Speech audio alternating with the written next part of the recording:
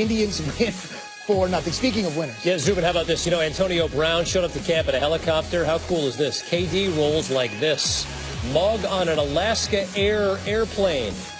He was welcoming a youth team at the airport in Oaktown today. C.J. McCollum is not happy about that. Mark Spears spoke with the two-time NBA champ. I loved it. I absolutely loved it. I thought it was a perfect decision, perfect move. Did everything you're supposed to do in Cleveland. I think this is a perfect next step for him. And he's kind of breaking down the barriers of what an NBA superstar is supposed to be. You know, you feel like you're supposed to just, play it out in one spot. I think he did a good job of giving you different chapters, and it's going to make his book even more interesting when it's done. Now, with DeMarcus, did DeMarcus reach out to you? How did you first hear about Cousins being interested in the Warrior? And I'm sure you were a little shocked by it. Yeah, definitely. We all were. I got a call that morning, I think, from Bob, and just said it's a possibility, and I'm like, no way. And then I went to the movies throughout the day, and I got like 3 or 4 calls in the movies I had to ignore. And then when I got out, it said it was finalized, and I FaceTimed DeMarcus, and I was just so excited because I knew how important this time was for DeMarcus to find a team, find somebody that's going to, help him kind of, get through this injury first and then, play his best basketball. So I think it's going to be perfect for both spots, for him and for us. For a guy who's constantly dealing with hate, what did you think about all the hate that came from you guys getting Cousins? Well, it was expected. I mean, nobody likes a great thing. I mean, greatness is rare, so, it's different, and people don't like different. So I get it. But I think for DeMarcus, I liked his approach. I like our approach to it, just coming in and just wanting to be about basketball. And, once you look at it that way, then it works out perfectly. So how do you guys make it work, one ball and all that talent? Throwing the ball when you got a mismatch. Throw me the ball when I got a mismatch. Clay open for a 3, pass it. Steph and pick and roll, do your thing. Draymond play defense. We'll figure it out. Help me figure this one out, Kevin. Vince Carter still in the league. 21st year. 1 year, $2.4 million deal with the Atlanta Hawks. He's going to be more of a veteran presence. The draft yielded the Hawks 3 guys, including Trae Young. So this is a good little savvy move to have, like on the road, teach you how to be a pro type thing, right? Look, he keeps himself in great shape. I mean, so a lot of guys could learn from someone like him. No question. He has now been with 8 NBA teams the second he puts on that Hawks jersey in the regular season opener. Raptors, Nets, Magic, Suns, Mavericks, Grizzlies, Kings, and now the Hawks. Unbelievable. 228 players have played with Vince Carter. And we talked about career earnings, 182, right? 182. Or basically what Steph got in his last contract, plus like $40 million. Vince, you were born in the wrong year, so what can I tell you? He was drafted on June 24th, 1998, shaking the old commissioner's hand. Look at that. He was drafted, and then following that, like 3 months later, Trae Young was born. This is what people will always remember. This is why they called him Vinsanity. I mean, this is Michael Jordan, Dominique Wilkins, Dr. J level type stuff. Unbelievable. 03 All-Star game in the ATL, giving Jordan a starting spot when Jordan was with the Wizards about to say goodbye. And a decade and a half later, he is back. By the way, 03 is when LeBron and like Carmelo came into the league. So you got to think about he's still here 15 years after that. All smiles for Raptors. However, he's decided not to participate in Team USA's minicamp this week in Las Vegas. But again, past the physical, that's a big deal considering what happened with him last season. As for the man the Raptors traded for, Kawhi, quite the week. Chris Haynes talked with DeMar DeRozan. Oh, man, it was a blur. It was a dream. Still kind of feel, like a dream right now. But it's been tough. Had his roller coasters up and down, just trying to get acclimated to, changing teams. How do you feel you were treated, particularly by Masai Ujiri? I felt like I wasn't treated with what I sacrificed for 9 years, with the respect that I thought I deserved. By just giving me the say-so of letting me know something's going on, or it's a chance. That's all I wanted. That's all I wanted. I'm not saying you don't have to train me, or you just let me know something going on, because I sacrificed everything. Just let me know. You know what I mean? And that's all I ask. You know what I mean? I never. Everybody know I'm the most low maintenance person in the world. just let me know so I can prepare myself for whatever my next chapter is. And I didn't get that. You can tell this still stings for DeMar DeRozan. He ends his Raptors career as one of the most productive players in franchise history. He's their all-time leader in games played as well as points scored. He's also top 5 in steals, assists, and rebounds, and was certainly a fan favorite for the Raptors fans. And surprised 80 high schoolers from Los Angeles and Oakland, taking them to Las Vegas to compete in the Bigfoot Hoops Las Vegas Classic, a tournament that helped propel his career. They went on board an Alaska Airlines Kevin Durant Boeing 737. Nike was tied to the event as part of an activation of Durant's latest signature shoe, the KD11. Also today, Durant spoke exclusively with our Mark Spears about the biggest storylines this summer around the league, starting with LeBron picking the Lakers. I loved it. I absolutely loved it. I thought it was a perfect decision, perfect move. Did everything he's supposed to do in Cleveland. I think this is a perfect next step for him. And he's kind of breaking down the barriers of what an NBA superstar is supposed to be. You know, you feel like you're supposed to just, play it out in one spot. I think he did a good job of giving you different chapters, and it's going to make his book even more interesting when it's done. Now, with DeMarcus, did DeMarcus reach out to you? How did you first hear about Cousins being interested in the Warrior? And I'm sure you were a little shocked by it. Yeah, definitely. We all were. I got a call that morning, I think, from Bob, and just said it's a possibility, and I'm like, no way. And then I went to the movies throughout the day, and I got like 3 or 4 calls in the movies I had to ignore.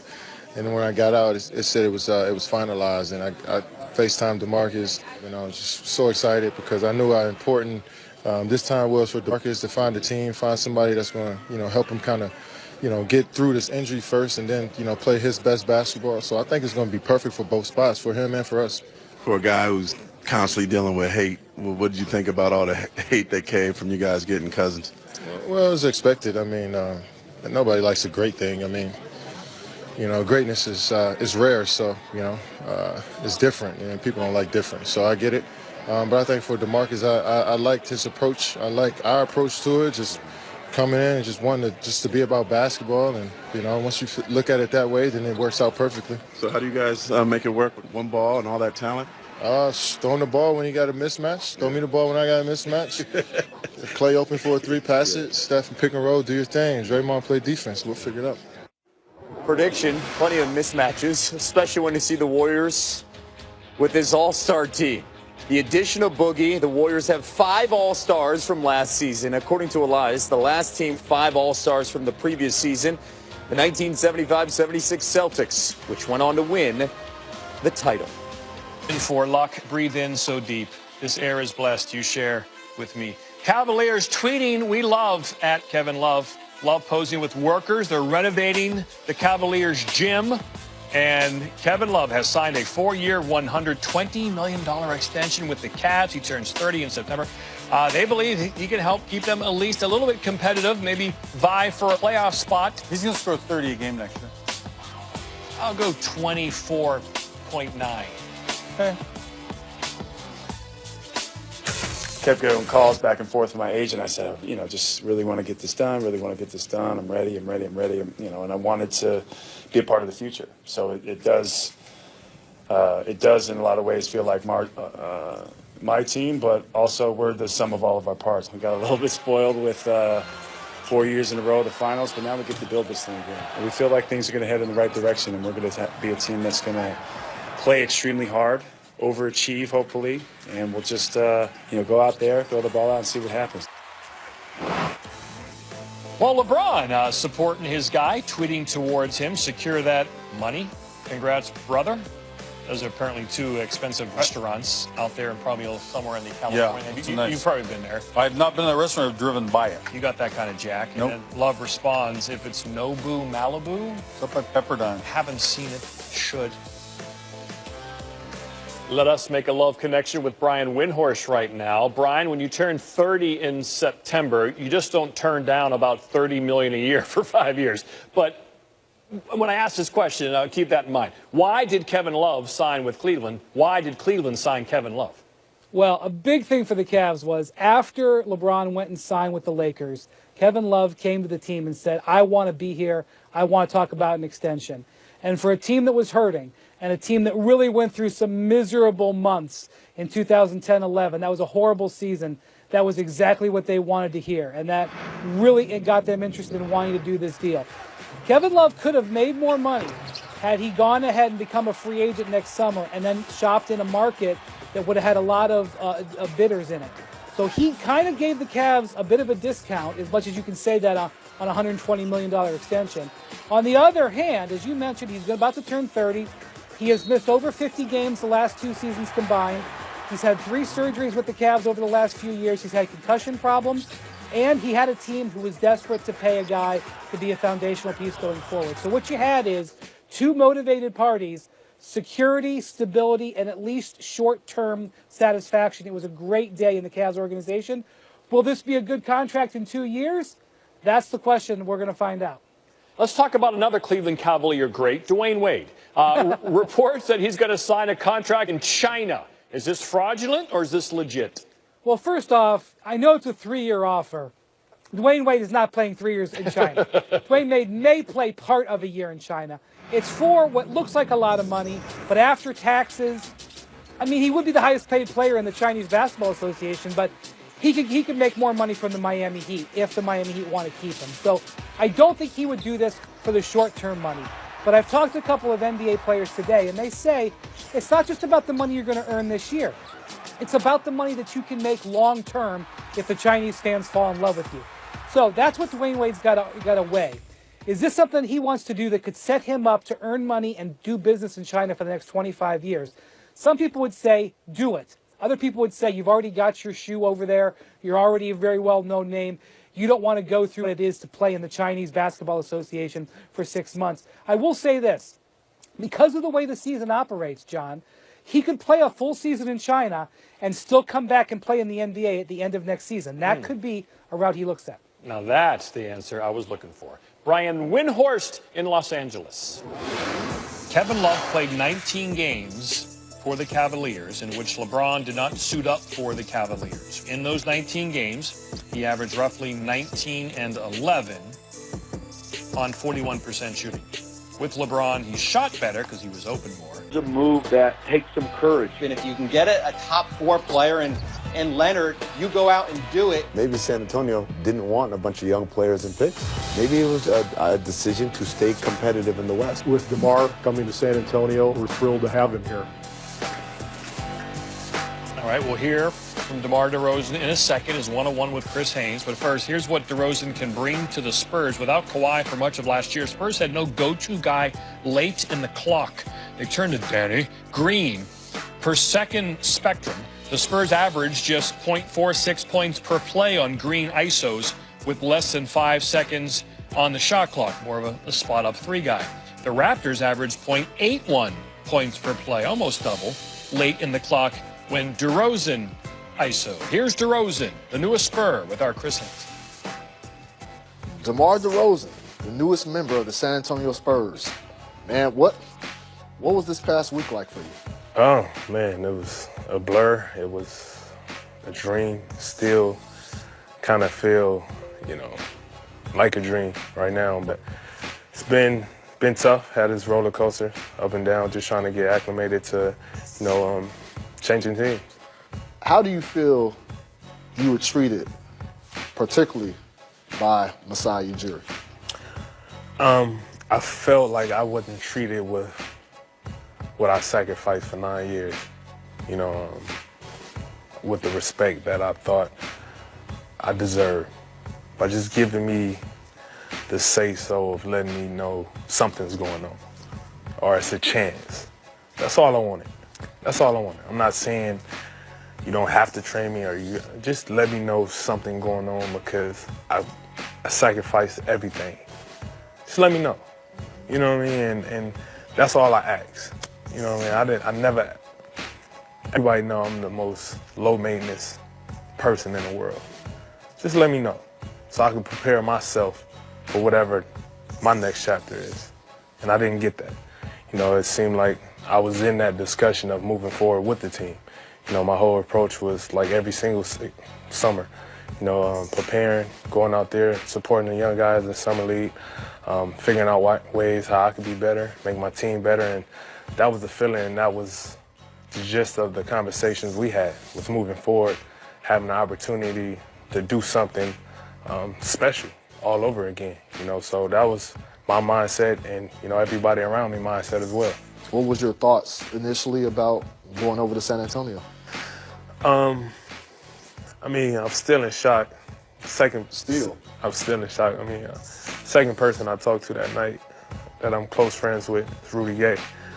I called him. I remember I was upset. And I called him like, man, dude just traded me, man. Like, what? Rudy was like, what? To who? I said, man, to y'all. He started laughing. He said, look, I don't mean to laugh, but I got my boy back, man. That's like, but you gonna be all right, man. Don't worry about it. Everything. And I was like, man, I shouldn't even called you. I should have waited till it came out and you called me. But it was cool just to, you know, be able to call my man, somebody that's close in my life, that's on the Spurs too. So he made it easy. So what are the Spurs getting in a player of DeMar DeRozan's caliber? Man, it's a guy that's been proven to prove itself time and time again. You know, and this time around having the biggest chip on his shoulder ever that I done had in my career when they carried that over and play for the last of Cleveland's big three in and paid. Kevin Love's on a 4-year, $120 million contract extension today, topping out his overall deal at 5 years, $145 million. Love opted out of his current deal to start the new extension and is happy to get paid and stay in Cleveland.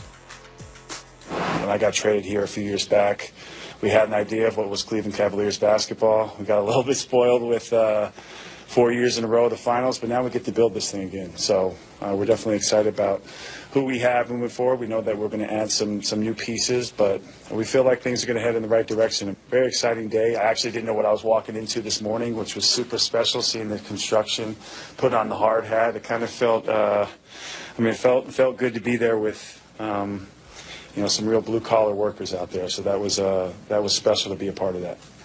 All right, let's go by the numbers on Love last season. He was much better defensively with LeBron off the court, posting a defensive efficiency of 101.7. Hopefully a sign of things to come for next season without the King. Love has always been proven to be versatile. Last year, it was his best in from behind the arc. He shot 41.5% from three, the second highest mark in a season in his career. And he was at his best when the Cavs needed him most. Despite playing just 59 games, Love was tied for fourth in the league in clutch time plus minus. Let's welcome in our Brian Windhorst. And Wendy, this deal came as a bit of a surprise. Love signing the deal. You heard him mention that impromptu ceremony arranged by the team in front of employees and construction workers at Quicken Loans Arena. You want to get that? Hold on. Don't answer that. I mean, it's all been taken care of.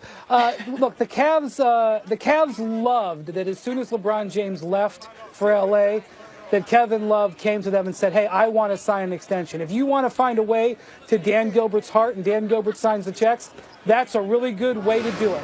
And so they bestowed on him the largest contract in the history of the organization. They wanted to give it to LeBron. He didn't want it. So Kevin Love is now ready to accept it. And remember, this is a guy who's missed over 50 games the last 2 seasons. He's had 3 surgeries since signing with the Cavs a couple years ago.